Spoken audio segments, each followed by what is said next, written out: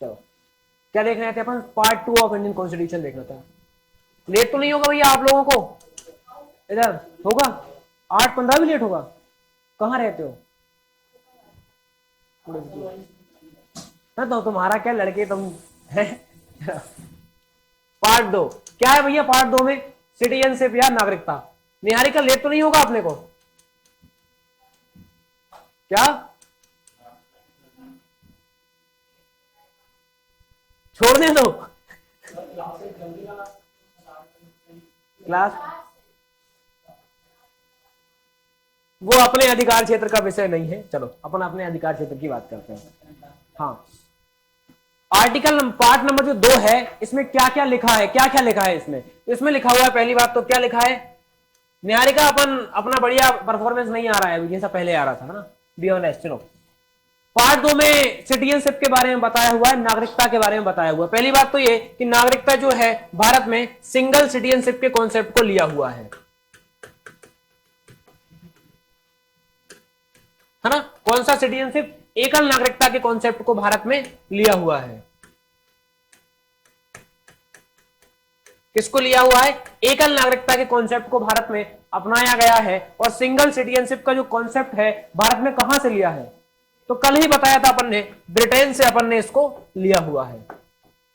और जब नागरिकता को लिया है तो मैंने अभी आपको 7 शेड्यूल ऑफ इंडियन कॉन्स्टिट्यूशन में ये पढ़ाया था कि भैया 3 शेड्यूल हैं अपने, उसमें 3 सूचियां हैं, अनुसूची सूचियां हैं, संघ सूची, राज्य सूची और समवर्ती सूची। आप देखोगे समवर्ती संघ जो नागरिकता है ये केंद्र की संघ सूची का विषय है। काय का विषय है? संघ सूची, या यूं कहे कि भैया काय का विषय है? यूनियन लिस्ट का ये क्या है? मैटर है, संघ सूची का विषय है। जब संघ सूची का विषय है तो इस पे कंट्रोल, नियंत्रण किसका होगा? तो मैंने बताया था सेंट्रल गवर्नमेंट, या हम कहें केंद्र सरकार इस पे क्या रखेगी? पूरी तरीके से कंट्रोल रखेगी, है ना? इसका जो हम कहें जो विनियमन होगा या जो रेगुलेशन होगा वो कौन करेगा? विनियमन या रेगुलेशन कौन करेगा भैया? कौन करेगा? सेंट्रल गवर्नमेंट, या हम बोले भारत सरकार या केंद्र सरकार करेगी। और इसके आर्टिकल कहां से कहां तक संविधान में फैले हुए हैं? तो अपने आर्टिकल नंबर 5 से 4 तक तो वो था, 5 से 11 तक अपने फैले हुए हैं। आगे बढ़े, कोई दिक्कत? चलो आगे बढ़ते हैं। आग छूटा तो नहीं है? चलो आगे बढ़ते हैं तो अपने को पता चलता है क्या छूट गया? लिख लो, छूट गया होगा, लिख लो। नहीं सर, थोड़ा सा बस आप लोगों को एडजस्ट करना, मेरी मजबूरी है यार।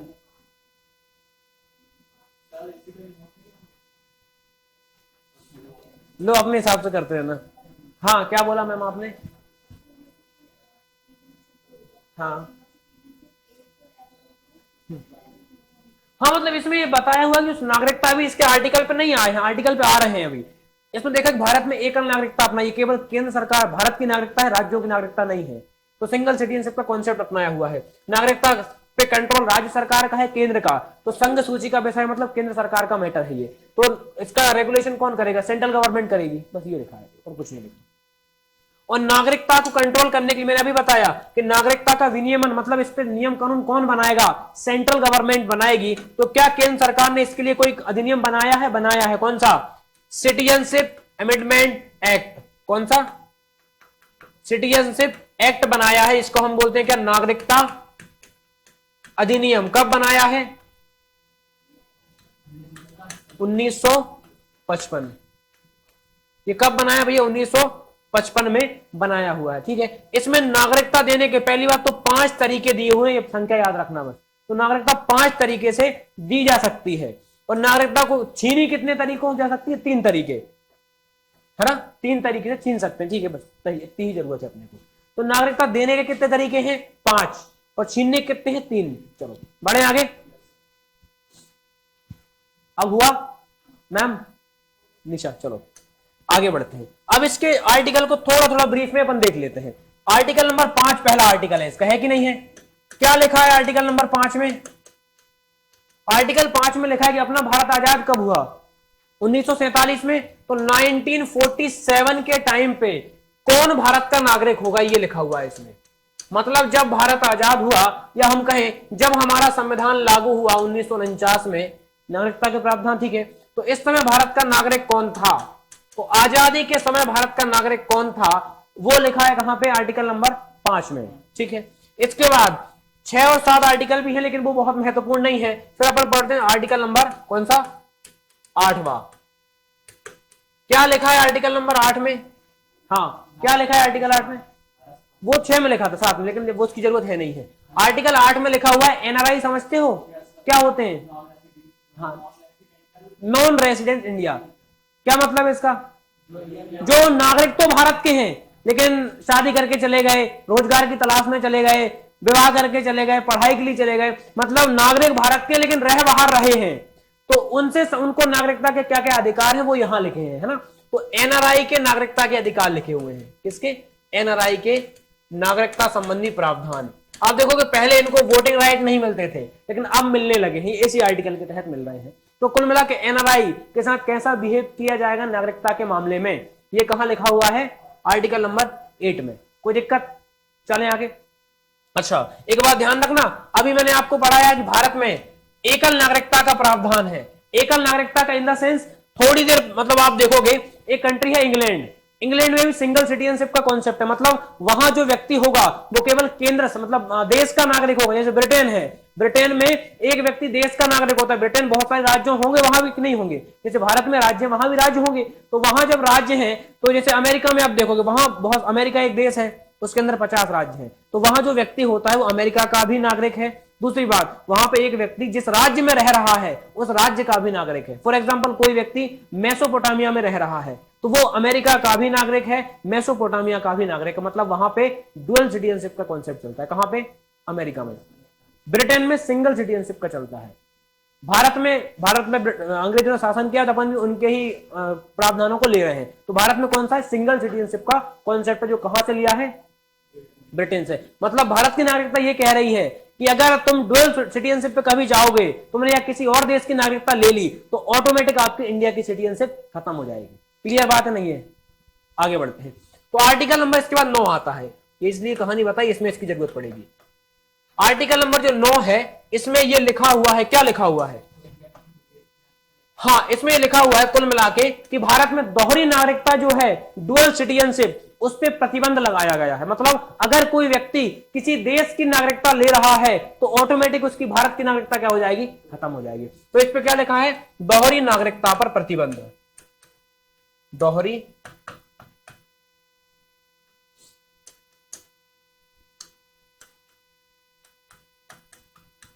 नागरिकता पर क्या?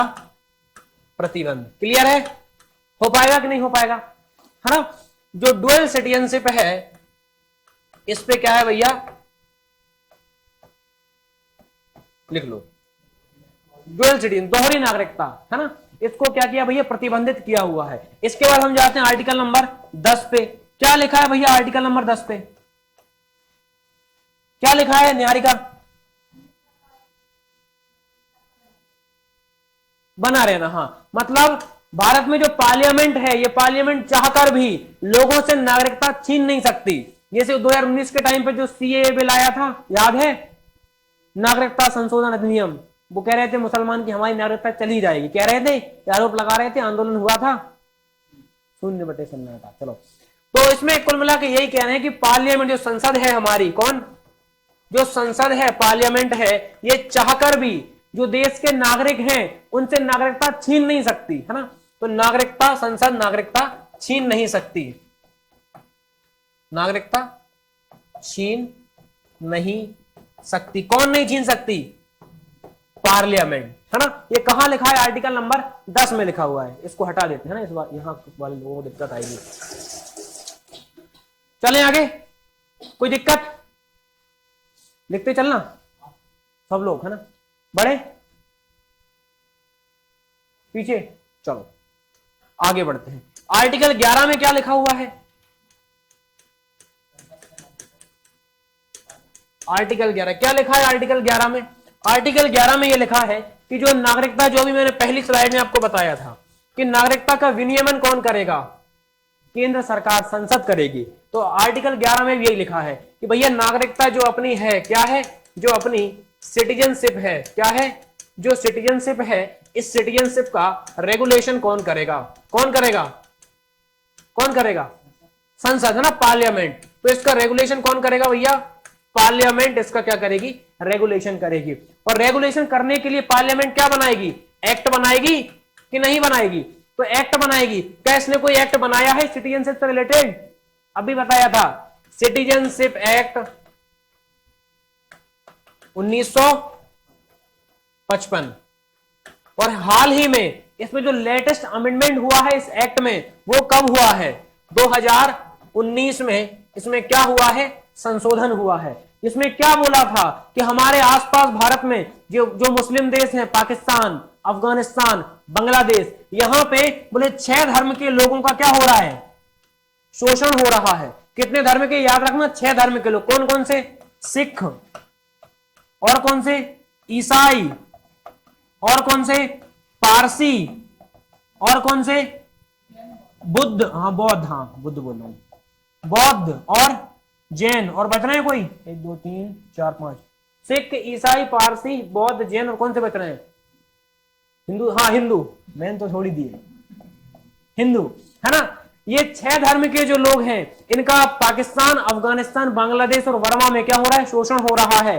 तो अगर इनमें से, इन धर्म में से कोई लोग कहां आता है, भारत में आता है, तो भारत में उन्हें कुछ शर्तों के साथ हम क्या दे देंगे, नागरिकता दे देंगे।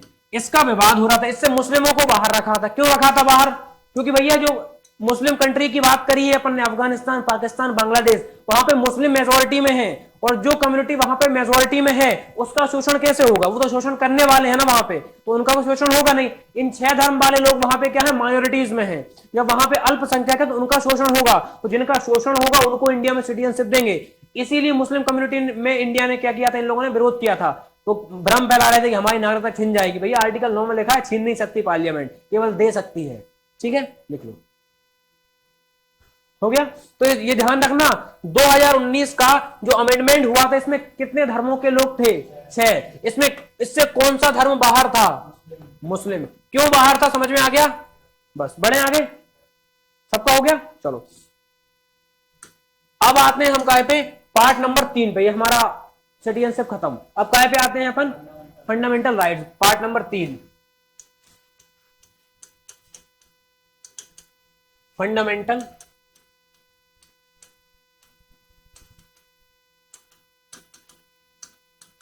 राइट। ये भाषा की दिक्कत तो नहीं आ रही हिंदी इंग्लिश वालों को, तो क्योंकि अब दो सेम चीज दो जब भाषा में लिखेंगे तो और दुगना समय चला जाएगा, है ना। चलो फंडामेंटल राइट्स की बात करते हैं। फंडामेंटल राइट्स की बात करते हैं। दुनिया में पहली बार एक सन था 1215 एडी। 1215 एडी में आप देखोगे ब्रिटेन में, कहां पे, ब्रिटेन में एक दस्तावेज जारी होता है। उस दस्तावेज का नाम क्या रहता, मैग्ना कार्टा।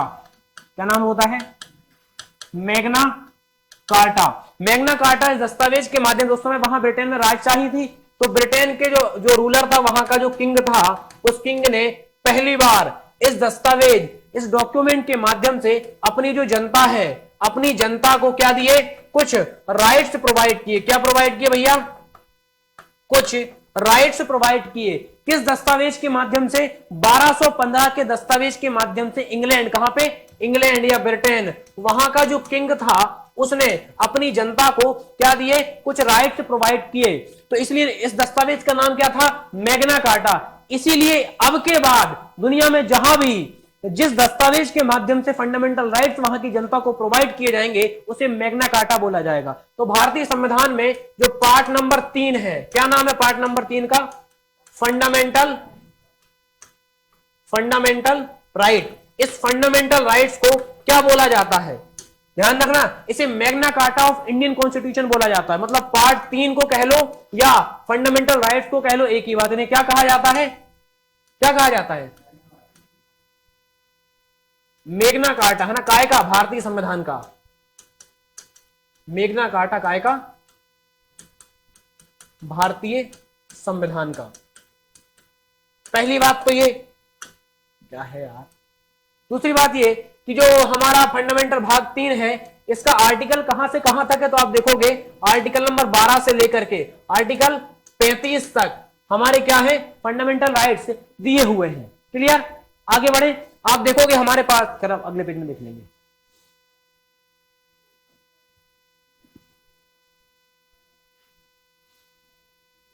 तो Magna carta of Indian constitution क्या है, क्लियर है?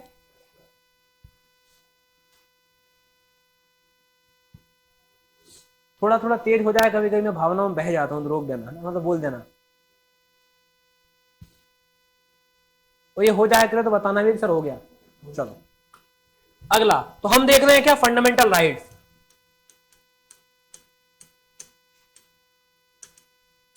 फंडामेंटल राइट्स, तो फंडामेंटल राइट्स की बात करते हैं, इसमें कौन से आर्टिकल से कौन से तक आ रहे हैं भैया, 12 से लेकर के 35 तक हमारे क्या आ रहे हैं, फंडामेंटल राइट्स। तो how many types of fundamental rights of Indian constitution, संविधान में कितने प्रकार के मौलिक अधिकार हैं? पहले 7 थे, अभी कितने, 6। ठीक है, पहला कौन सा है, समानता का अधिकार, समानता वाला। फिर दूसरा कौन सा है, स्वतंत्रता वाला, स्वतंत्रता का अधिकार।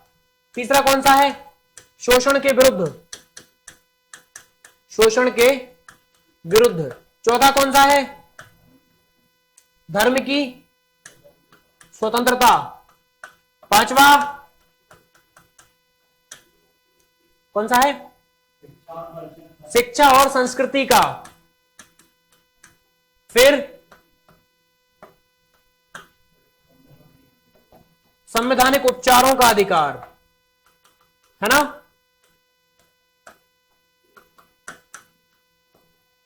संवैधानिक उपचारों का अधिकार। और सातवां कौन सा होता था, हाँ, संपत्ति का अधिकार, जो अपने पास है ये नहीं, है ना। चलो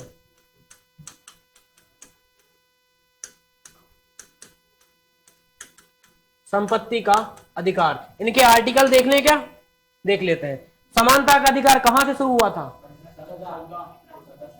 संपत्ति का अधिकार, राइट टू प्रॉपर्टी, रेड वाला। संवैधानिक उपचारों का अधिकार, राइट टू कॉन्स्टिट्यूशनल रेमेडीज, कहां से, 14 से चालू हो रहा है ये, 18 तक।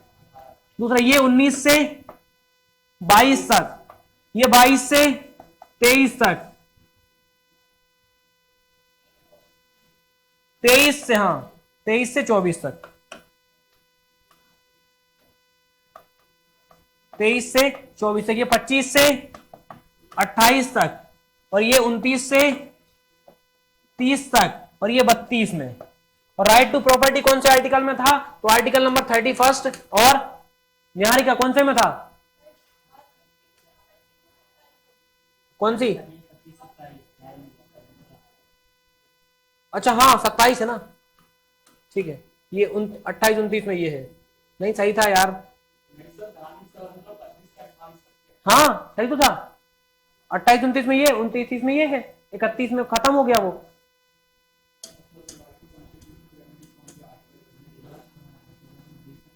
नहीं गलत पढ़ा, ये सही में गलत पढ़ा है ना, कोई बात नहीं। चलो, और ये मैं क्या बता रहा था, क्या बता रहा था मैं, हाँ ये राइट टू प्रॉपर्टी कौन कौन से आर्टिकल में है, तो आर्टिकल नंबर 31 में है, और कौन से में था निहारिका, 19 के 1 के क्लॉज नंबर एफ में है ना। तो बाद में अपन ने संपत्ति के अधिकार को क्या कर दिया, फंडामेंटल राइट से हटा दिया, है ना, तो संविधान संशोधन के माध्यम से हटाया होगा। तो कौन से नंबर का संविधान संशोधन किया गया इसको रिमूव करने के लिए, 44 कॉन्स्टिट्यूशनल अमेंडमेंट एक्ट 1978, इसके माध्यम से अपन ने इसको फंडामेंटल राइट से क्या कर दिया भैया, रिमूव कर दिया। तो अभी क्या है ये, तो अभी ध्यान रखना ये क्या है, कानूनी अधिकार है, क्या है अभी, जो राइट टू प्रॉपर्टी है ये क्या है, लीगल राइट है, कानूनी अधिकार है। किस आर्टिकल में है, तो 300 के क्लॉज नंबर ए में है। क्लियर, किसी को कोई दिक्कत है, हो तो बता दो, समझ में आ रहा है दोस्त, क्या नाम है अपना, संदीप वर्मा, ठीक है वर्मा जी। चलो ये हो जाए तो बताना, चले चले अब देख लें इनको एक एक के बारे में क्या क्या है, हो जाए तो बताना, लिख लो जल्दी लिख लो।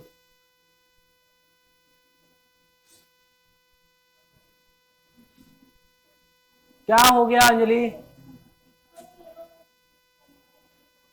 कानूनी अधिकार है अभी। हाँ खुशी, संपत्ति का अधिकार मतलब हर व्यक्ति के पास अपनी संपत्ति है, तो पहले संपत्ति का जो अधिकार था वो मौलिक अधिकार था, तो हर व्यक्ति सुप्रीम कोर्ट जाता था।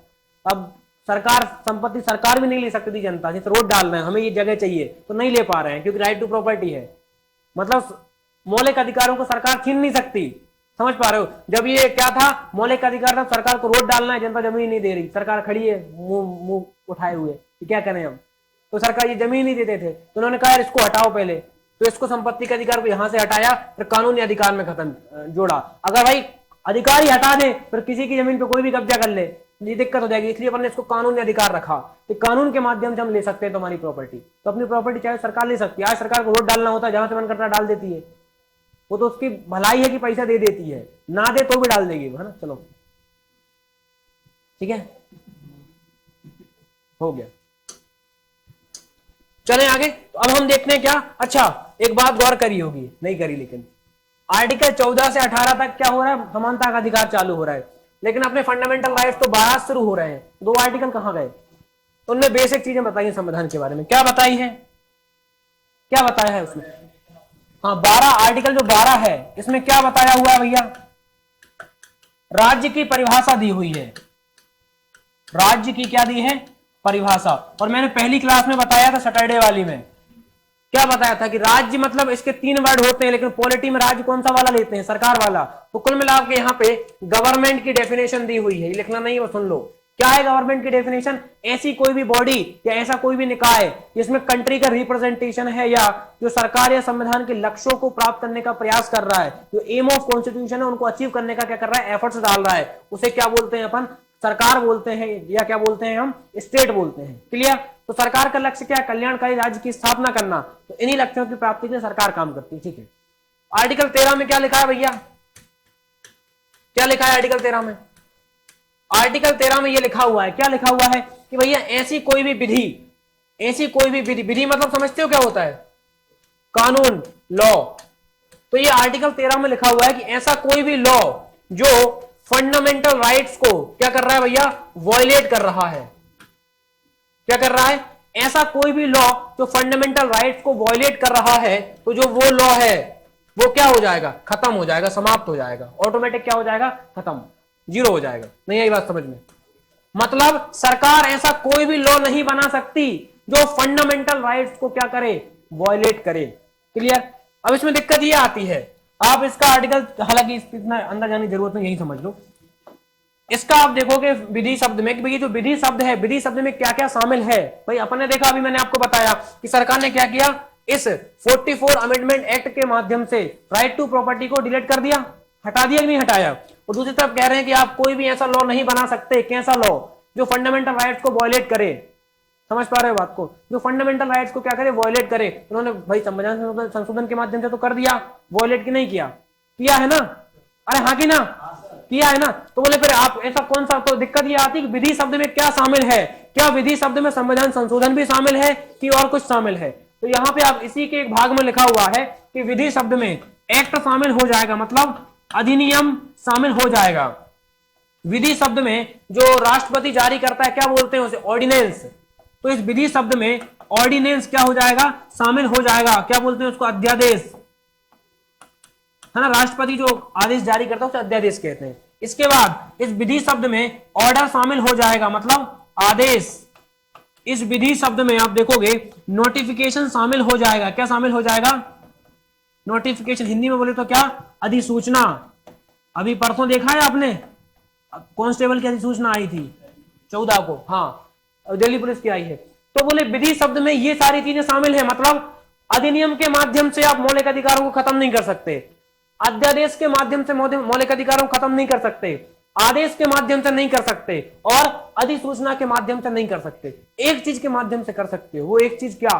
तो बोले सर आप केवल, हम बोले संविधान संशोधन के माध्यम से, काय के माध्यम से? संविधान संशोधन के माध्यम से क्या कर सकते हो? क्या कर सकते हो? इसके माध्यम से जो अपने फंडामेंटल राइट्स है उनमें क्या कर सकते हो? संशोधन कर सकते हो, हटा सकते हो, खत्म कर सकते हो, जो करना है करो। तो आपको अगर संविधान के मौलिक अधिकारों को कम करना है तो किस चीज का सहारा लेना पड़ेगा? संविधान संशोधन का, कॉन्स्टिट्यूशनल अमेंडमेंट का। क्लियर? तो संविधान संशोधन के इसी का सहारा लिया अपन ने 44वें संविधान संशोधन में, और अपन ने क्या हटा दिया? राइट टू प्रॉपर्टी को हटा दिया। ठीक है, क्लियर है? हो जाएगा। तो आर्टिकल 13 समझ में आ गया। चलो बढ़े आगे। छूट गया किसी का? हो गया? पीछे हो गया? अंजलि इधर, निहारिका अपना तो हो ही गया। अब आते हैं आर्टिकल नंबर 14 पे। क्या लिखा है आर्टिकल 14 में? मतलब यहां से अपना समानता का अधिकार चालू हो रहा है ना अरुण? 14 से लेकर के 18 तक क्या कह रहा है ये आर्टिकल? ये आर्टिकल ये कह रहा है, इसमें पहला आर्टिकल कौन सा है? तेज तो नहीं हो रहा कि हो रहा है? बिल्कुल नहीं हो रहा। हो जाए तो बताना है ना, मैं थोड़ा स्लो हो जाऊंगा। आर्टिकल 14 क्या लिखा है आर्टिकल 14 में? आर्टिकल 14 में ये लिखा हुआ है कि भैया जो भारत का कोई भी व्यक्ति हो, मतलब भारत का नहीं कहीं का भी, क्या कोई भी व्यक्ति है, क्या है? कोई भी व्यक्ति, व्यक्ति से मतलब क्या? इंसान। बहुत बढ़िया, अद्भुत, है ना? कोई भी व्यक्ति मतलब इसमें दो चीजें हो रही है, एक तो आपका नागरिक भी हो सकता है, सिटीजन, और एक आपका नॉन सिटीजन भी हो सकता है, गैर नागरिक। मतलब क्या है इसका? मतलब जो भारत का नागरिक नहीं है, कहीं और से घूमने आया है ना, गैर नागरिक इंसान, है ना? तो इसमें मतलब व्यक्ति में दो लोग शामिल हैं, नागरिक भी और गैर नागरिक भी। मतलब पहली बात तो ये कि आर्टिकल जो 14 है ये किस किस को प्राप्त है? सिटीजन को भी प्राप्त है और नॉन सिटीजन को भी प्राप्त है, हाँ कि ना? तो इसमें बोला है कोई भी व्यक्ति, राज्य जो है कोई भी व्यक्ति, चाहे नागरिक हो चाहे गैर नागरिक, इनको दो चीजों से वंचित नहीं करेगा। क्या दो चीजें? एक वर्ड है विधि के समक्ष समता। क्या है? विधि के समक्ष समता, है ना? Equality before law. और दूसरा क्या है? विधियों का समान संरक्षण। क्या है? विधियों का समान संरक्षण, है ना? हाँ, इक्वल प्रोटेक्शन ऑफ लॉ। तो ये इसमें लिखा हुआ है कि भैया जो सरकार है ये किसी भी व्यक्ति को दो चीजों से वंचित नहीं करेगी। क्या क्या? विधि के समक्ष समता और विधियों का समान संरक्षण। इसका मतलब क्या है? इसका मतलब यह है कि जो राज्य है, राज्य में ऐसा कोई भी एक व्यक्ति या व्यक्तियों का समूह नहीं होगा, कैसा? जिसको क्या मिले हो? विशेषाधिकार मिले हो। नहीं आई बात समझ में? मतलब ऐसा राज्य में कोई भी वर्ग नहीं होगा जिसके पास क्या हो? स्पेशल राइट्स हो या प्रोविजंस हो, है ना? या स्पेशल व्यवस्था जिसके लिए की गई हो। मतलब ऐसा कोई भी स्पेशल वर्ग नहीं होगा। मतलब ये जो कॉन्सेप्ट है अपने आप में कैसा है? नेगेटिव है कि नहीं है? नहीं है? अरे नेगेटिव इन द सेंस कि नहीं वर्ड का यूज हो रहा है। हिंदी में पढ़ा था सकारात्मक वाक्य, नकारात्मक वाक्य। तो इसमें क्या बोल रहा है? ऐसा कोई भी वर्ग समाज में नहीं होगा जिसको क्या मिला है? विशेषाधिकार मिला हुआ है। ऐसा कोई भी वर्ग नहीं होगा, मतलब अपने आप में नेगेटिव है। हाँ, दूसरी तरफ क्या है? विधियों का समान संरक्षण। यह कहता है कि भैया तुम्हारी परिस्थितियां समान हैं तो समान व्यवहार करेंगे, लेकिन परिस्थितियां अलग अलग हैं तो हम भेदभाव भी कर सकते हैं। नहीं आई बात समझ में? नहीं आई? अगर कोई गरीब है तो उसको आगे बढ़ाने के लिए उसे हम विशेष सुविधाएं दे सकते हैं। तो मतलब कुल मिला के ये सकारात्मक भेदभाव करने की बात कहता है। कौन सा वाला? ये वाला कॉन्सेप्ट। तो अपने आप में ये सकारात्मकता लिए हुए है कि नहीं लिए है? लिए है। मतलब ये कुल मिला के कुछ मामलों में विशेष व्यवस्था करने की क्या वकालत करता है कि नहीं करता? करता है। विशेष व्यवस्था की क्या करता है? वकालत करता है। अपना संविधान पूरा उधार का ही है, तो अपन ने इसे कहां से चुराया है? कहां से चुराया निहारिका? ब्रिटेन से, है ना? इसे कहां से लिया है अपन ने? ब्रिटेन से। इसे कहां से चुराया है? यूएसए से। क्लियर? ये चीजें इसके बारे में कम से कम अपन याद रखेंगे। क्या छूटा अंजलि? ये दिख नहीं रहा है क्या?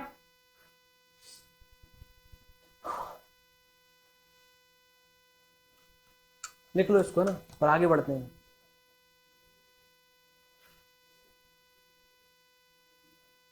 दोबारा कुछ पूछना हो, समझ में ना आए तो पूछ सकते हो। ऐसा नहीं है कि पूछना नहीं है, पूछ सकते हो। इधर आ रहा है समझ में? आगे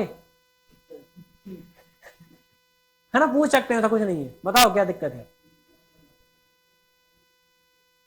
पीछे, इधर। अब एक एक का नाम लेके पूछूं? आगे पीछे बताओ क्या दिक्कत है? हाँ, कुछ तो पूछ लो, कुछ एक आध डाउट ही पूछ लो, हालचाल ही पूछ लो।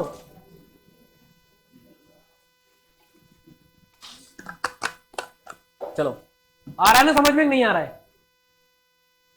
आगे आ रहा है समझ में अपने को? खुशी पक्का? चलो, तो आर्टिकल 14 हो गया। आर्टिकल 15 क्या कह रहा है? हाँ, बहुत बढ़िया। आर्टिकल जो 15 है वो एक बात कह रहा है। क्या कह रहा है?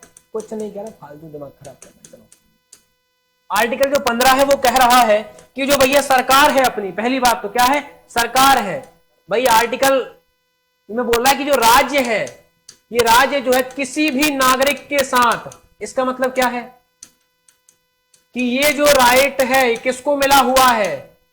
केवल और केवल सिटीजन को, नॉन सिटीजन को नहीं मिला है, पहली बात तो ये। तो राज्य किसी भी नागरिक के साथ कुछ आधारों पे, काय पे, कुछ ऐसे बेसिस हैं, उन बेसिस पे क्या नहीं करेगा? कुछ आधार पे क्या नहीं करेगा? विभेद, मतलब डिस्क्रिमिनेशन नहीं करेगा। अब वो आधार कौन कौन से हैं? विभेद नहीं करेगा। आधार कौन कौन से, जरा बताओ। हाँ, एक है जाति, एक है धर्म, एक है क्या? मूलवंश। फिर क्या है? जाति, धर्म, मूल वंश, जन्म स्थान। और कौन सा है? जाति, धर्म, मूल वंश, जन्म स्थान, और 5 आधार थे। कौन सा था इधर पुराने वालों? लिंग के आधार पे, है ना? जाति, मैं भी भूल गया था ना। जाति, धर्म, मूलवंश, जन्मस्थल और लिंग के आधार पे, इन आधारों पे क्या नहीं करेगा? कोई भी सरकार भेदभाव नहीं करेगी, भेदभाव नहीं करेगी। ये लिखा हुआ है भैया इसमें, ठीक है? क्या नहीं करेगी? भेदभाव नहीं करेगी। तो 5 आधार बताइए, 5 आधार अपने को याद रखने हैं। बढ़े आगे,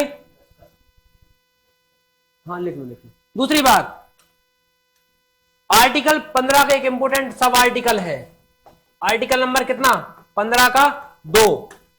इसमें यह लिखा हुआ है कि कोई पब्लिक प्लेस है, क्या है? कोई भी पब्लिक प्लेस, या क्या हम बोले क्या है? सार्वजनिक स्थल है।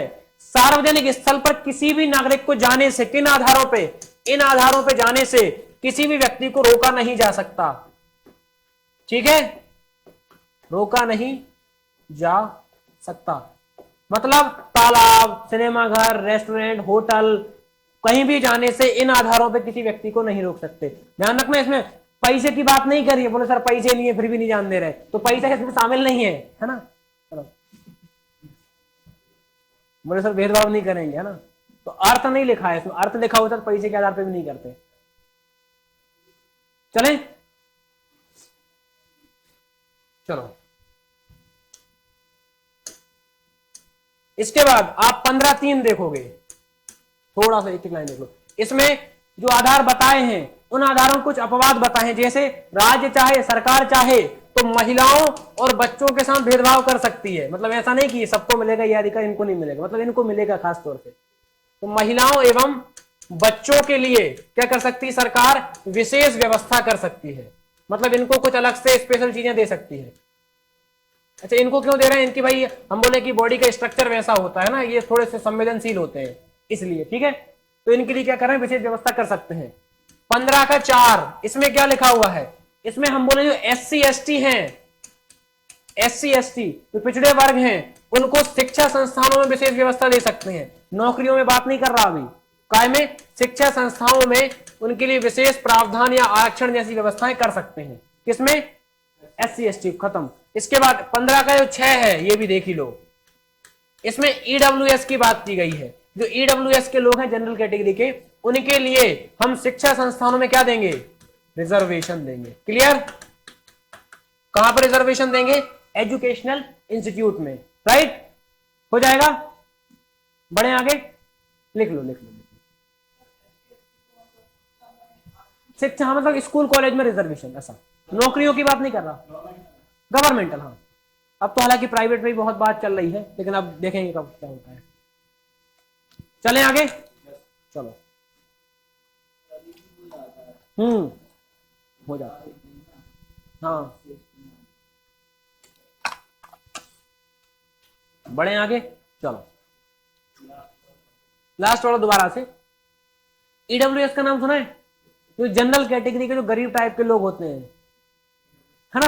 जनरल कैटेगरी गरीब टाइप के लोग होते हैं, मतलब आर्थिक रूप से पिछड़े हुए लोग, उनके लिए सरकार ने 10% रिजर्वेशन दिया है ईडब्ल्यूएस के माध्यम से, तो उसे बोलते हैं इकोनॉमिक वीकर सेक्शन, है ना। उनके लिए शिक्षा संस्थानों में 10% सीटें क्या करी, रिजर्व करी है। ठीक है, आ गया, बढ़े आगे, चलो अब आते हैं आर्टिकल नंबर 16 पे। हाँ, सरकारी नौकरियां, यही तो पूरा समस्या है। काय में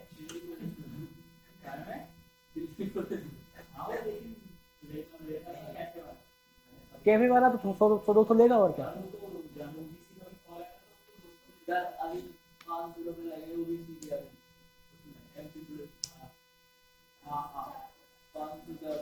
लड़कियों के लिए कोई बात नहीं, सह लो, चलो, है ना, निकल जाएगा। क्या थाने बेचोगे क्या कि सेल कर दिया वो तो, चलो कैसा हुआ यार, पहले ही सोच के रखा है, पूरा निकाल लेंगे। एसपी ने रेड मारी एक दिन की, थाना बोले सर ये तो गया। चलो आर्टिकल 16 क्या लिखा है इसमें, हम बोले लोक नियोजन में अवसर की समता, है ना। क्या लिखा है, लोक नियोजन मतलब सरकारी नौकरियां, है ना। लोक नियोजन में अवसर की समता, है ना। अवसर की क्या लिखी है भैया, समता, मतलब सभी को सरकारी नौकरियों में क्या समझा जाएगा, इक्वल समझा जाएगा, किसी के साथ क्या नहीं करेंगे, भेदभाव नहीं करेंगे। ठीक है, नहीं करेंगे। आगे देखो, चलो आर्टिकल नंबर कौन सा, 16 का 4 देखो, इसमें क्या लिखा हुआ है, ये इसका अपवाद है अपने आप में, एक्सपेक्शन है। क्या लिखा है इसमें, इसमें लिखा है भैया एससी एसटी के लिए हम क्या कर सकते हैं, एससी एसटी या ओबीसी के लिए हम क्या कर सकते हैं, विशेष व्यवस्था करते हैं, मतलब कुल मिला के इनको क्या दे सकते हैं, रिजर्वेशन दे सकते हैं। किस आर्टिकल में लिखा है भैया, ये 16 के 4 में। कहां दे दिया अपन ने, एससी एसटी को काय में दे दिया रिजर्वेशन, सरकारी जॉब में। दूसरा 16(4) का ए भी है, समझ रहे हो बात को, हल्के में लेते हो तुम लोग पॉलिटिक है। 16(4) का इसमें क्या लिखा है, नौकरियों में दे दिया, तो ये कह रहे हैं अब हम लोग एससी एसटी और ओबीसी को, एक चीज होती प्रमोशन, समझते हो, प्रमोशन पदोन्नति, कांस्टेबल बनोगे 10-12 साल बाद, 15-20 साल बाद, क्योंकि अच्छा काम भ्रष्टाचार करेंगे 20 साल बाद ही होगा प्रमोशन, तो 20 साल बाद अपन क्या बनेंगे, एएसआई बनेंगे या हेड कांस्टेबल बनेंगे, तो मतलब पदोन्नति होती है। तो बोल रहे एससी एसटी ओबीसी को प्रमोशन में क्या देंगे अपन, रिजर्वेशन देंगे, है ना। प्रमोशन में क्या देंगे, रिजर्वेशन। बोले सर रिजर्वेशन की जरूरत ही नहीं है, कांस्टेबल में ही निपटा देंगे पूरा, चलो, है ना। ठीक है, तो रिजर्वेशन इन प्रमोशन। इसके अलावा आर्टिकल नंबर जो वो है अपना कौन सा, 16 का 6, इसमें क्या लिखा है, ईडब्ल्यूएस को 10% रिजर्वेशन, कहां पे, नौकरियों में। 16 वाले में नौकरियों की बात करी है, तो 16 के 6 में क्या लिखा हुआ है, ईडब्ल्यूएस को क्या 10% रिजर्वेशन। मतलब कुल मिला के एक बात समझो, क्या समझो कि 16(6) है और एक 15(6) था, 15(6) और 16(6) में ईडब्ल्यूएस की बात करी है, 15(6) में शिक्षा संस्थानों में और 16(6) में नौकरियों में। ओके, बढ़े आगे, हाँ कि ना, लिख लो नाम, लिख लो, लिख लो, लिख लो।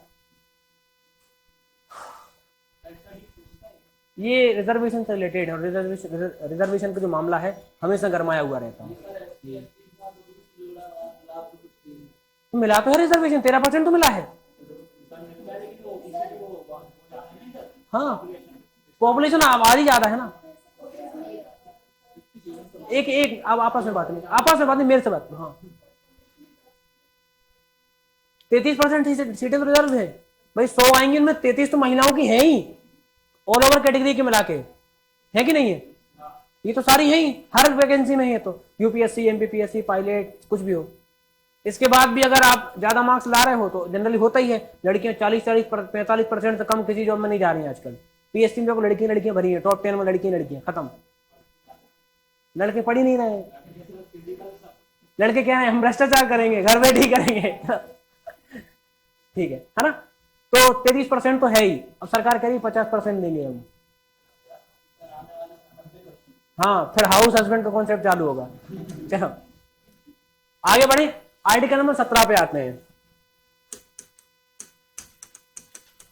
क्या लिखा है आर्टिकल 17 में, है ना।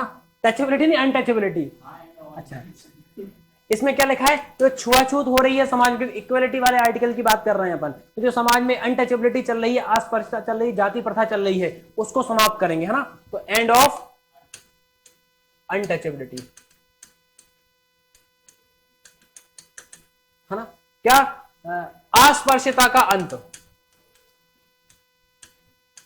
इसके लिए कोई कानून भी बनाया है क्या निहारिका? कौन सा? सिविल अधिकार संरक्षण अधिनियम 1955, है ना। तो इस अस्पृश्यता को, क्योंकि सरकार के पास यह अधिकार है कि मौलिक अधिकारों में सिर्फ स्पेशल मौलिक अधिकार को अगर सरकार लागू करवाना चाहती है, उसके लिए अलग से कानून बना सकती है। तो सरकार ने इस मौलिक अधिकार को लागू करने के लिए कौन सा एक्ट बनाया है? सिविल अधिकार संरक्षण, सिविल अधिकार संरक्षण एक्ट या अधिनियम 1955, जिस वर्ष में नागरिकता वाला लेके आए थे, उसी वर्ष अपन ने ये बना दिया, मतलब सरकार ने। बढ़े आगे, 18 में क्या लिखा है? हाँ, क्या मतलब इसका? नहीं नहीं, ये तो आज भी लगते हैं। कहां पकड़ दी है? आधार कार्ड में लिखा हुआ है, सबके में लिखे नहीं लिखे? किस पे? सब में आज भी लिखे रहते हैं, क्या दिक्कत है? नहीं नहीं, गलत थोड़ी सी आप मिसमैच कर रहे हो, कोई दिक्कत नहीं। कास्ट की बात अलग है, टाइटल वो होते थे पुराने टाइम पे, महाराजाधिराज चल रहा था, वो वाले टाइटल। तो यहां पे क्या किया है अपन ने? आर्टिकल 18 में उपाधियों का अंत किया है, एंड ऑफ टाइटल। चलता था ना एक, पहले खान एक टाइटल होता था सेना का, खान, सूबेदार, सुल्तान, महाराजाधिराज, विक्रमादित्य। तो अपन समानता की बात कर रहे हैं, समानता की बात कर रहे हैं, तो टाइटल एक आदमी ऐसा खड़ा है तो महाराजाधिराज का टाइटल लेके खड़ा है, एक आदमी बगल में खड़ा है चुन्नू, तो क्या जिस चुन्नू को इज्जत मिलेगी उसके बराबर नहीं मिलेगी, है ना। तो इसलिए अपन ने क्या किया? उपाधियों का अंत किया हुआ है, ठीक है। लेकिन इसमें भी अपन उपाधियां दो प्रकार की आज भी दे सकते हैं। कौन सी? सेना से संबंधित और विद्या संबंधी, एजुकेशनल, जैसे लेफ्टिनेंट, समझ पा रहे हो, मेजर, कर्नल, है ना। विद्या में इंजीनियर, तो ये भी एक प्रकार का टाइटल ही है, लेकिन इसको अपन बोलते हैं कि भैया पद है एक, ऐसा बोल देते हैं। तो सेना और विद्या संबंधी उपाधि आज भी जारी है, ठीक है।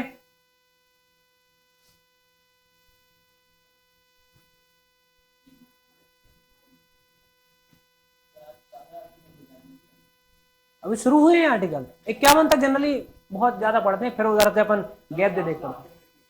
हाँ हाँ, वही ना, फिर काम काम के पूछते हैं, 51 तक तो आ जाते हैं, इसलिए मैं बता रहा हूं, जो लग रहा है वो छोड़ देंगे अपन। चलें आगे, आर्टिकल नंबर 19 आता है फिर अपना, मतलब यहां समानता वाला खत्म, अब आता है कौन सा? स्वतंत्रता वाला। तो स्वतंत्रता वाले में कौन सा आता है भैया अपना? Article number 19। क्या कह रहा है 19 में अपनी बेसिकली 6 प्रकार की स्वतंत्रताएं दी हुई है। कितने प्रकार की? 6 प्रकार की, हाँ 6 प्रकार की दी हुई है। तो आर्टिकल 19 से 2 पार्ट में डिवाइड करते हैं, 1 और 2। तो 19 का जो 1 है, इस 1 को भी अपन 6 भाग में डिवाइड करते हैं, A B C D E F और जी। ABCD नहीं आई, एच बता रहा है कोई, कौन बता रहा है ना। हाँ हाँ हाँ, अभी 6 करेंगे उनको। ए में क्या लिखा है? बोलने का अधिकार, है ना, राइट टू स्पीच, या फ्रीडम ऑफ स्पीच लिख लो, बात वही है, बोलने का अधिकार। बी में क्या लिखा हुआ है? सभा करने का अधिकार, हाँ। सी में क्या लिखा हुआ है? संघ बनाने का, छोटी मोटी पार्टी बनाने का अधिकार, संघ बनाने का अधिकार।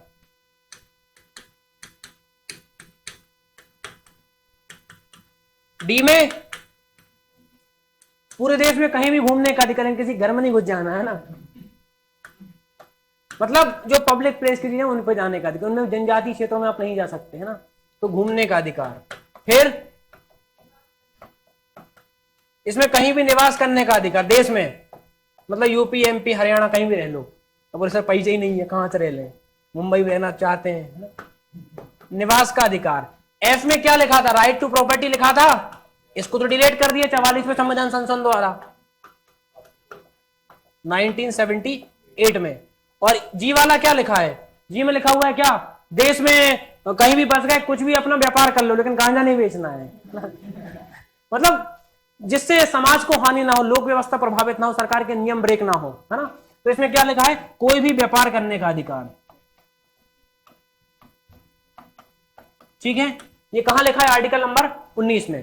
तो आर्टिकल नंबर 19 के क्लॉज एक का ए, एक का बी, एक का सी, एक का डी, एक का ई, एक का एफ, एक का जी। ठीक है, ये एक का है, कंफ्यूज नहीं होना है। दूसरी बात, आर्टिकल नंबर 1 का 2 भी बचा है अभी। 19 का जो एक है ना, इस 19 आर्टिकल 19 में 6 प्रकार की स्वतंत्रताएं दी हैं। ये 6 प्रकार की, तो ये वाला तो हटा दिया अपन ने, 6 ही बची अब, पहले 7 थी। ठीक है, समझे बात को, नहीं समझे, दोबारा बताऊं। दूसरी बात, आर्टिकल नंबर जो 2 बच रहा है, इसमें क्या लिखा है, सामान्य परिस्थितियों में ये अपने को क्या मिली है, स्वतंत्रताएं मिली हैं, लेकिन एफ वाले में राइट टू प्रॉपर्टी था, संपत्ति का अधिकार, इसको अपन ने हटा दिया 44वें संविधान संशोधन अधिनियम 1978 द्वारा। Getting my point. इसके बाद जो आर्टिकल 19 का क्लॉज नंबर 2 बचा हुआ है, इसमें क्या लिखा है, इसमें यह लिखा है क्या, कि कभी सरकार चाहे तो ये जो 6 प्रकार की दी हैं अपन ने स्वतंत्रताएं, इन स्वतंत्रताओं पे क्या लगा सकते हैं, प्रतिबंध लगा सकते हैं। तो आर्टिकल नंबर 16 के 19 के 2 में जो 6 प्रकार की एक में स्वतंत्रताएं दी, उन पर प्रतिबंध दिए गए हैं। ठीक है, हो जाएगा, देख लो।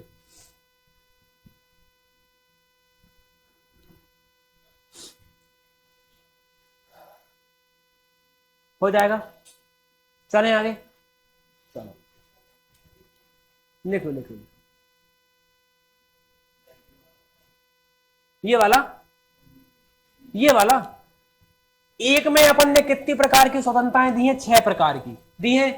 तो ये 6 प्रकार की स्वतंत्रताओं पे कभी जरूरत पड़ी तो अपन प्रतिबंध लगा सकते हैं, बस यही है प्रतिबंध, इसका आधार, किन आधारों पर प्रतिबंध लगाएंगे। हो जाएगा, सबका हो गया, किसी का छूटा तो नहीं है। चलो आगे बढ़ते हैं। 20 में क्या लिखा है निहारिका, आर्टिकल नंबर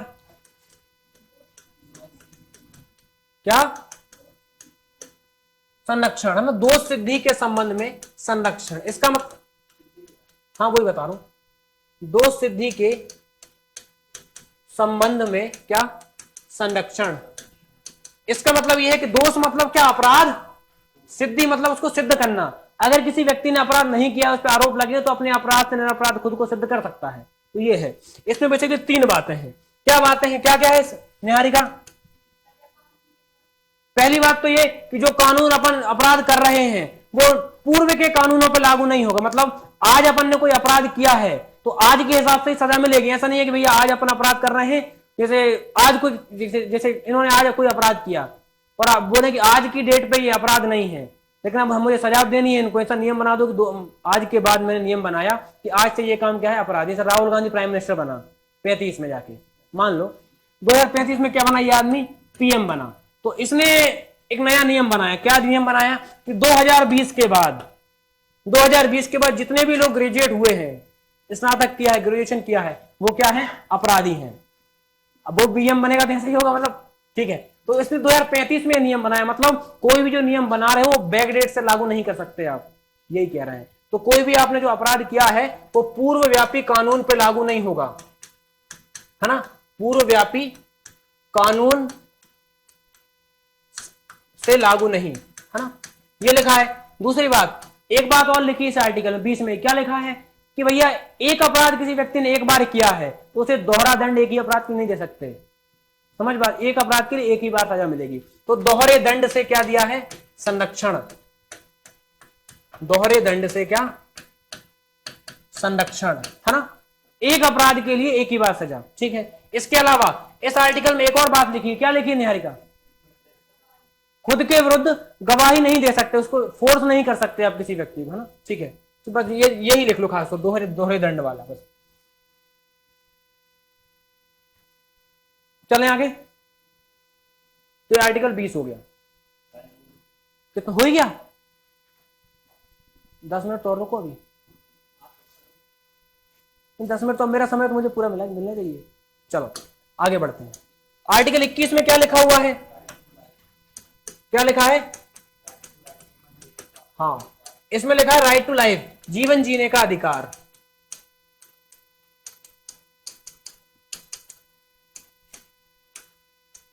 जीवन जीने का अधिकार। जीवन कैसा? गरिमापूर्ण, इज्जत से।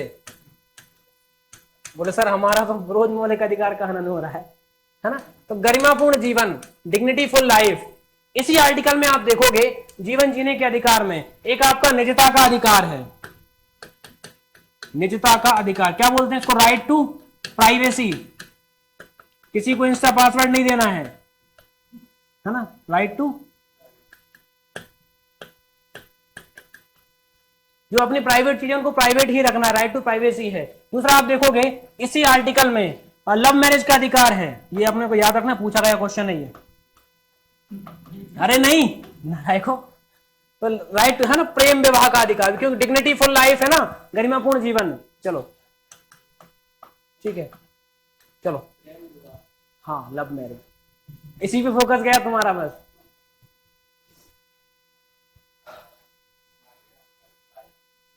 हाँ है ना, मैं कब मना करूं, बताऊंगा ना अभी आगे। 21A क्या लिखा है? 21A में शिक्षा का अधिकार है ना, तो इसमें राइट टू एजुकेशन है बस। हाँ अरे ठीक है, इतना क्या है? हाँ प्रोटेक्शन है उसमें, गिरफ्तारी की। ठीक है, इसको जोड़ा था कब? 86वें संविधान संशोधन अधिनियम 2002 के द्वारा अपन ने इसको संविधान में जोड़ा था। किसको? Right to education. तो आगे बढ़े, चलो छूट गया किसी का? लिखा था, ठीक है आगे बढ़ते हैं। 22 में क्या लिखा है? हाँ गिरफ्तारी के विरुद्ध संरक्षण दिया गया है। कुछ किसी व्यक्ति को गिरफ्तार कर लिया तो उसे कुछ विशेष व्यवस्थाएं दी हैं। क्या व्यवस्थाएं दी हैं बताओ जरा? पहली बात तो सबसे महत्वपूर्ण जो बात है वो यही है कि 24 घंटे में उसे गिरफ्तार किया, गिरफ्तार करने के 24 घंटे के अंदर कहां पेश करना है? न्यायालय में पेश करना है। बस यही एक काम की बात है। कहां पेश करना है?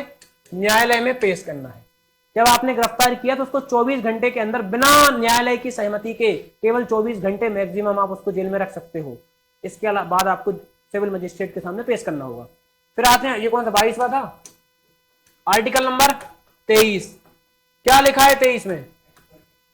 हाँ कि जो बालाश्रम, जबरदस्ती काम करवाने की प्रथाएं हैं उससे क्या देंगे? छुटकारा देंगे। बालाश्रम से, बालात श्रम पर क्या प्रतिबंध? बालाश्रम मतलब बाल श्रम नहीं, बालाश्रम मतलब इसमें आप देखोगे आर्टिकल 23 में जबरदस्ती आपसे काम करवा रहे हैं। इसमें आप देखोगे वैश्यावृत्ति भी शामिल है।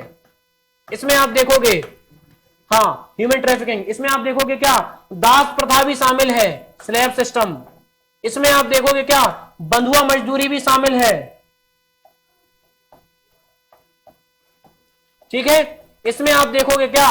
बेगार प्रथा भी शामिल है। बेगार प्रथा जानते हो? बिना पैसे के काम करवाना है ना, बेगार प्रथा। तो ये सारी प्रथाएं ये क्या है? आर्टिकल 23 में शामिल है। तो इसमें क्या है? मानव दुर्व्यापार और बालाश्रम पर क्या प्रतिबंध। मानव दुर्व्यापार मतलब जो सेक्स वर्कर टाइप के लोग होते हैं ना, उस पर पूरी तरीके से प्रतिबंध लगा हुआ है। आप किसी जबरदस्ती काम नहीं करवा सकते। बालाश्रम मतलब जबरदस्ती काम करवाने की तकनीकें, इनमें वैश्य दास प्रथा है, बंधुआ मजदूरी है, ये सारी प्रथाओं पर क्या लगा है? प्रतिबंध लगा है। ओके बढ़े आगे, चलो छूट गया। मानव दुर्व्यापार, ह्यूमन ट्रैफिकिंग। जैसे आप देखोगे भारत से बड़े स्तर पर लड़कियों की तस्करी होती है विदेशों में, थाईलैंड वगैरह। और थाईलैंड जो अपने पश्चिम बंगाल में एशिया की सबसे बड़ी सेक्स मंडी है, वहां पे लड़कियों की तस्करी होती है बड़े स्तर पे। तो वो प्रतिबंधित है, लेकिन अब चल रहा है नेताओं के संरक्षण में। चलने दो, चलो आगे बढ़े। आर्टिकल कितना? 23 हो गया। 24 में क्या लिखा है? हाँ तो इसमें बाल श्रम पे प्रतिबंध लगा हुआ है, चाइल्ड लेबर। हाँ इस पे क्या लिखा है? प्रतिबंध। कितने वर्ष तक के? मिनिमम आप 14 वर्ष तक के बच्चों से काम नहीं करवा सकते। कहां पे? कारखानों में, है ना। 25 क्या लिखा है? आर्टिकल 25 में अपने हिसाब से धर्म का आचरण, किसी भी धर्म को आप मानो, उसकी धार्मिक स्वतंत्रता दी हुई है। इसमें धार्मिक स्वतंत्रता का अधिकार। इसमें आप ठीक है, इसमें आप सबसे जो महत्वपूर्ण बात है आर्टिकल 25 की क्लॉज नंबर 2 में समाहित है, जो इसके लिए पूरा आर्टिकल पढ़ा है। ये क्या है? इसमें इसमें ये लिखा हुआ है, क्या लिखा हुआ है इसमें? दो बातें लिखी है। पहली बात तो एक तो अपन ने सिख धर्म का पढ़ा था, सिख, दूसरा जैन और तीसरा बौद्ध। तो इस आर्टिकल में लिखा हुआ है कि सिख धर्म, जैन धर्म और जो बौद्ध धर्म है ये हिंदू धर्म के लोग हैं। नहीं यही बात समझ में? तो मतलब जैन धर्म, सिख धर्म और बौद्ध धर्म ये हिंदू धर्म के अंतर्गत मानेंगे। एक बात ये लिखी है। दूसरी बात इसमें ये लिखी हुई है कि जो आर्टिकल नंबर 25 का 2 है, कृपाण समझते हो?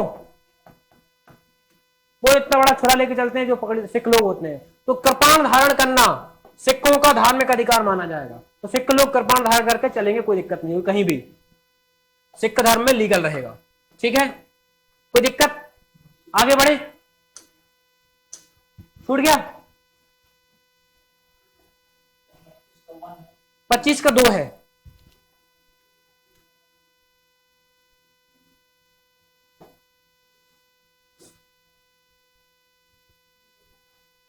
हो जाए तो बताना।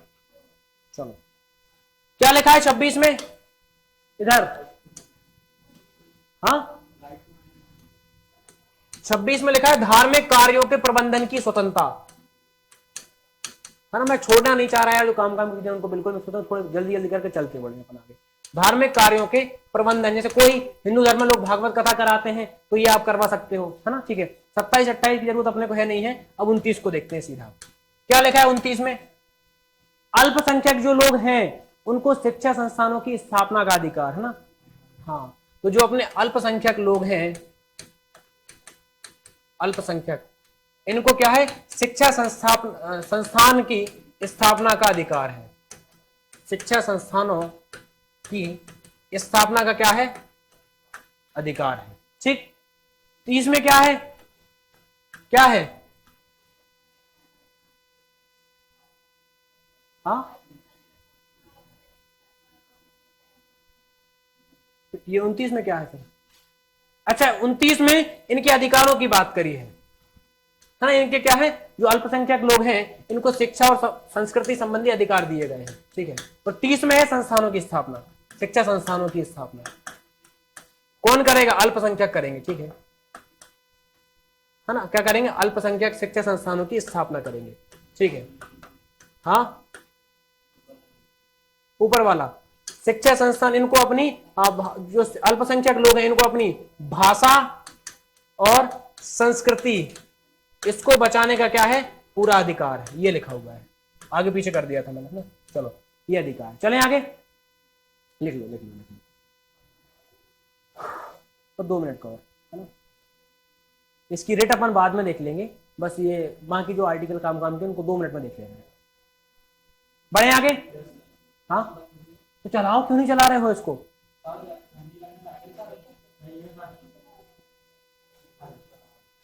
चलो आगे बढ़ते हैं। आप लोग बैठ के पढ़ाते हो, मुझे खड़े होकर पढ़ाना पड़ता है ना। चलो, क्या लिखा है? आर्टिकल 30 हो गया। आर्टिकल 31 डिलीट कर दिया ना। 32 में क्या लिखा हुआ है? आर्टिकल 32 में लिखा हुआ है संवैधानिक उपचारों का अधिकार। क्या मतलब है इसका?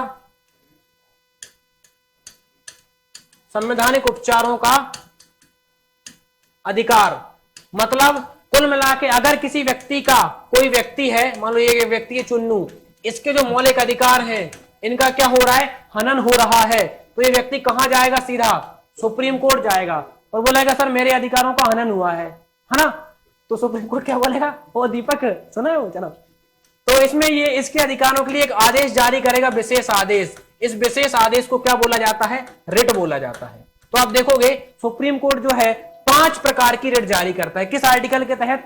आर्टिकल नंबर 72 के तहत। भारतीय संविधान का जनक कौन है? डॉक्टर अंबेडकर है कि नहीं है? अरे हाँ कि ना? तो डॉक्टर अंबेडकर ने जो आपका आर्टिकल नंबर कौन सा है? 32 है। कौन सा? Article number 32। इसे संविधान का सर्वाधिक महत्वपूर्ण अनुच्छेद कहा है। सर्वाधिक महत्वपूर्ण क्या कहा है? अनुच्छेद। और साथ में डॉक्टर अंबेडकर ने जो आपका आर्टिकल 32 है इसे भारतीय संविधान की आत्मा कहा है, सोल ऑफ इंडियन कॉन्स्टिट्यूशन। संविधान की क्या कहा है? आत्मा, है ना? वही सोल, वही आत्मा, है ना? तो अंबेडकर ने सर्वाधिक महत्वपूर्ण आर्टिकल किसको कहा है? 32 को सोल कहा है किसकी? संविधान की, आत्मा। साथ में प्रिम्बल को भी कहते हैं, लेकिन आर्टिकल में इसको कहते हैं। क्लियर? क्या छूटा मैम?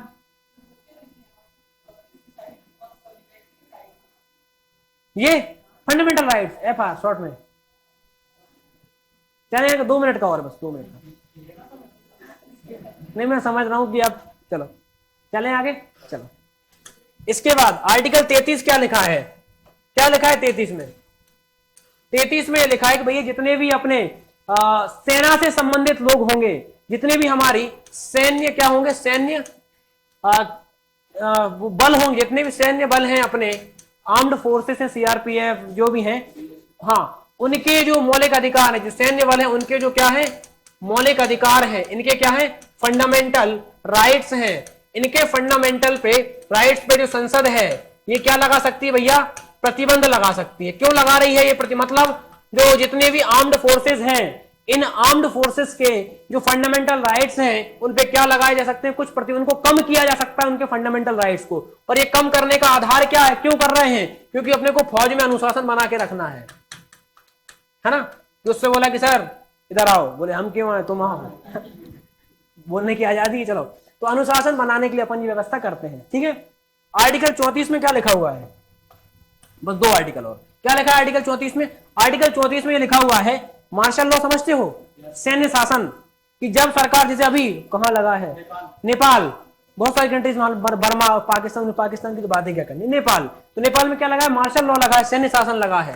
तो अगर किसी भी देश, मतलब देश के किसी भी भाग में या पूरे देश में क्या लगा हुआ है सर, मार्शल लॉ लगा हुआ है, सैन्य शासन अगर लगा हुआ है, तो सैन्य शासन की स्थिति में जो जनता के फंडामेंटल राइट्स हैं, मौलिक अधिकार हैं, ये क्या हो जाएंगे, निलंबित हो जाएंगे।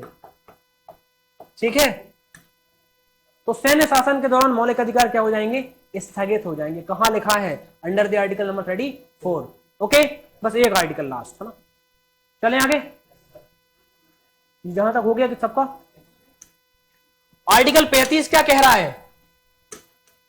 आर्टिकल जो 35 है वो ये कह रहा है क्या, कि भैया जो पार्लियामेंट है, अगर पार्लियामेंट को ये लग रहा है, संसद को, कि फंडामेंटल राइट्स जो हैं 12 से 35 के बीच में, इन फंडामेंटल राइट्स में से कोई एक फंडामेंटल राइट्स क्या है भैया, बहुत ज्यादा महत्वपूर्ण है, तो उस एक फंडामेंटल राइट्स को जो बहुत ज्यादा महत्वपूर्ण है उसको लागू करवाने के लिए जो पार्लियामेंट है वो अलग से क्या बना सकती है, एक्ट बना सकती है। मतलब पार्लियामेंट को ये लगा कि भैया इन फंडामेंटल राइट्स में से एक बहुत ज्यादा महत्वपूर्ण है या कोई सा भी बहुत ज्यादा महत्वपूर्ण है, तो उसको लिए अलग से क्या बना सकती है, एक्ट बना सकती है। फॉर एग्जांपल आर्टिकल 17 है एंड ऑफ अनटचेबिलिटी, है ना, तो उसके लिए क्या करेगी, सरकार ने बनाया भी है अलग से कानून, सिविल अधिकार संरक्षण अधिनियम 1955, है ना, नहीं बस समझ में। तो सरकार मौलिक अधिकारों को लागू करवाने के लिए अलग से क्या बना सकती है, एक्ट बना सकती है, अधिनियम बना सकती है उसे। ठीक है, तो कहां लिखा है, 35 में। अब आर्टिकल जो 32 है, इसमें 5 प्रकार की रिट है, इन रिटों को देखेंगे कल। कोई दिक्कत, खत्म करें क्लास को, ठीक है, थैंक यू, है ना, थैंक यू, इतना देर झेला आपने मेरे को, है ना, ज्यादा समय नहीं हुआ है, 1 घंटे 1 मिनट हुआ है फिक्स।